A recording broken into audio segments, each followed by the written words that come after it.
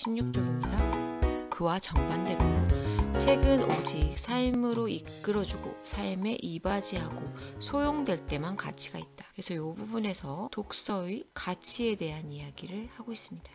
그런데 낭독을 하면 이러한 독서의 가치를 맛볼 수 없다라는 이야기를 하고 있는 거죠. 피상적으로 봐도 독서는 정신 집중을 요하는 일인데 정신을 풀어놓으려고 책을 읽는다는 것은 잘못되어도 한참 잘못된 것이다. 올바른 독서 태도, 정신 집중. 정서적으로 건강한 사람이라면 정신을 분산할 게 아니라 오히려 집중해야 한다.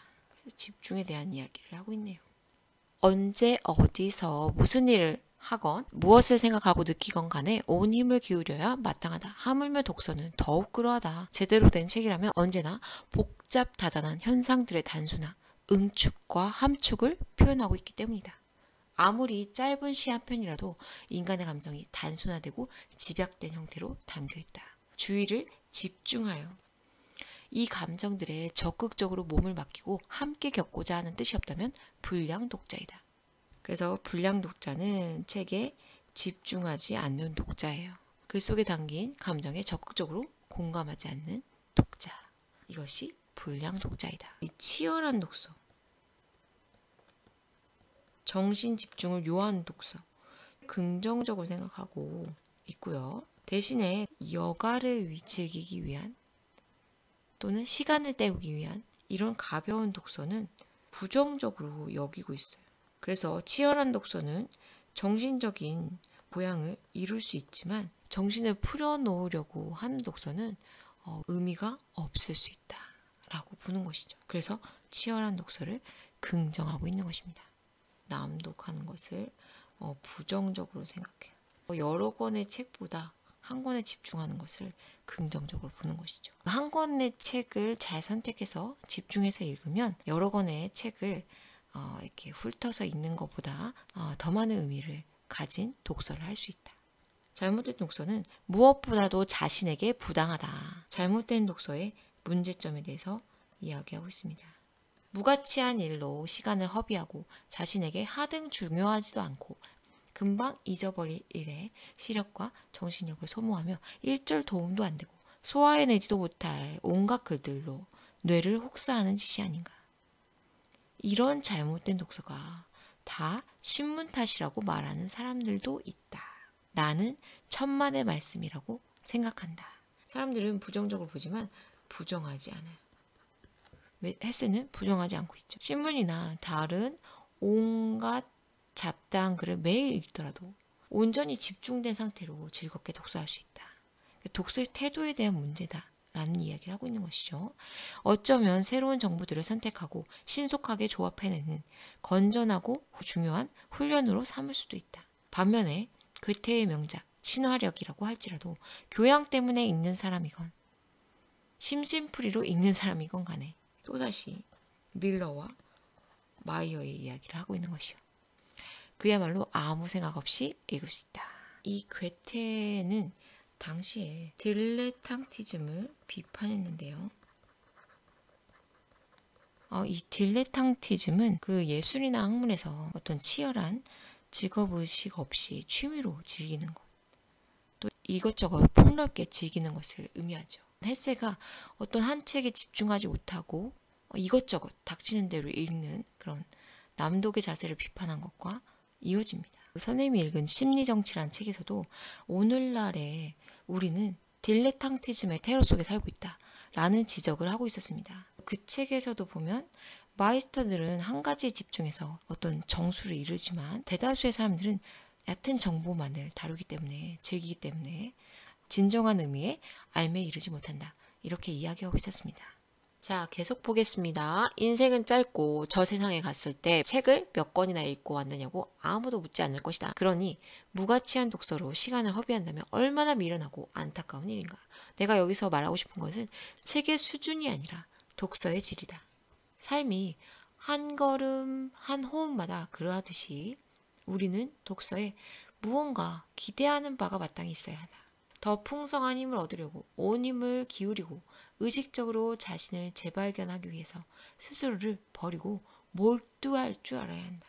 몰두, 집중하라는 얘기입니다. 한 권 한 권 책을 읽어나가면서 기쁨이나 위로, 마음의 평안이나 힘을 얻지 못한다면 무슨 소용인가? 아무 생각 없이 산만한 정신으로 책을 읽는 건 눈을 감은 채 아름다운 풍경 속을 거니는 것과 다를 바 없다. 역시나 비유적 표현이 나타나고 있죠. 그래서 그 정신적인 몰입이 정서적인 고향과 연결될 수 있는 것이죠. 어떤 여가를 때우기 위한 가벼운 독서는 부정적으로 보고 있지만 헬세가 말하는 기쁨과 위로와 평안과 힘, 내면의 힘 이런 것들은 그죠? 긍정적으로 보고 있는 겁니다. 또한 우리는 자신과 일상을 잊으려고 책을 읽어서도 안 된다. 이와는 반대로 더 의식적으로, 더 성숙하게 우리의 삶을 단단히 부여잡기 위해 책을 읽어야 한다. 올바른 독서 태도에 대해서 이야기하고 있습니다. 우리가 책으로 향할 때는 겁에 질린 학생이 호랑이 선생님께 불려가듯 해서는 안 될 것이다. 그래서 여기 또 비유적 표현인데요. 어떤 강요나 또는 수동적인 자세로 그죠? 책을 읽어서는 안 된다. 그럼 어떻게 읽어야 하는가? 나와 있습니다. 또 비유적 표현 나와있죠. 첫 번째, 알프스를 오르는 산악인과 같은 마음가짐. 두 번째, 전쟁터에 나가는 군인이 무기고 안으로 들어설 때와 같은 마음가짐. 도망자가 아니라 굳은 의지를 품고 친구와 조력자에게 나아가듯 해야 된다. 정리하면 독서의 올바른 태도, 독서를 할 때는 의지를 갖고 결연하고 비장한 마음으로 굳은 의지를 가지고 독서를 해야 한다라는 것을 강조하고 있습니다. 자, 여기까지가 이제 중간 부분이 되겠어요. 마지막 부분입니다. 만약에 이럴 수만 있다면 지금에 읽는 것에 10분의 1가량만 읽는다 해도 우리는 모두 10배 더 행복하고 풍족해지리라.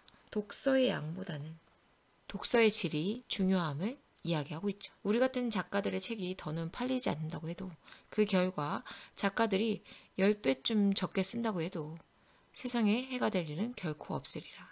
아무렴 쓰는 게 문제인가 읽는 게 훨씬 중요하지.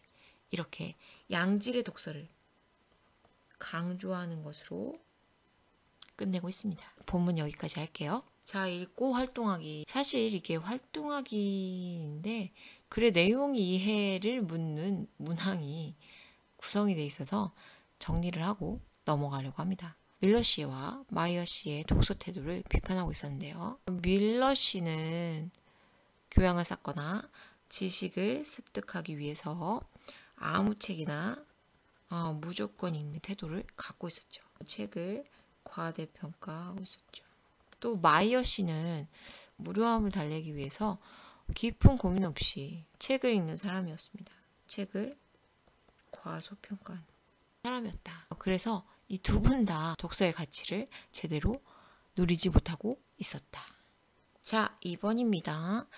글쓴이가 환자와 약국의 비유를 통해서 비판하고 있는 독서의 방법이 무엇인지 써보자. 아까 이야기했듯이 미련한 환자, 그죠? 환자가 약국에 좋은 약이 많다면서 칸칸이 온갖 약을 돌아가면서 다 먹어보는 것과 다름이 없다. 그래서 비유적 표현을 쓰고 있었죠. 글쓴이는 책에 대한 뚜렷한 자기 주장 없이 수동적으로 무책임하게 남독하는 독서 방법을 경계하고 있다. 이렇게 볼 수 있겠습니다. 자, 2번 보겠습니다. 내가 여기서 말하고 싶은 것은 책의 수준이 아니라 독서의 질이다. 이렇게 얘기했어요. 그죠?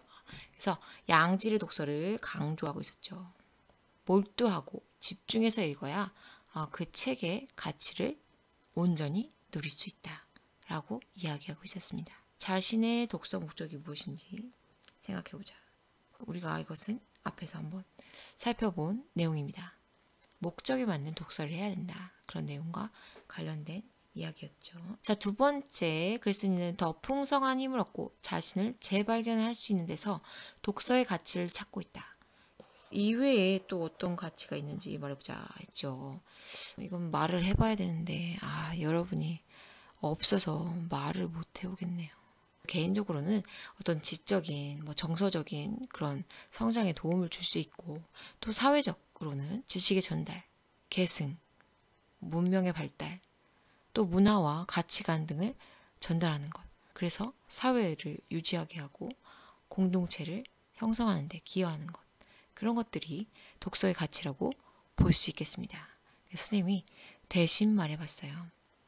자, 적진 않겠습니다. 그럼 오늘 수업은 여기까지 할게요. 다음 시간에 만나요. 안녕. 짠!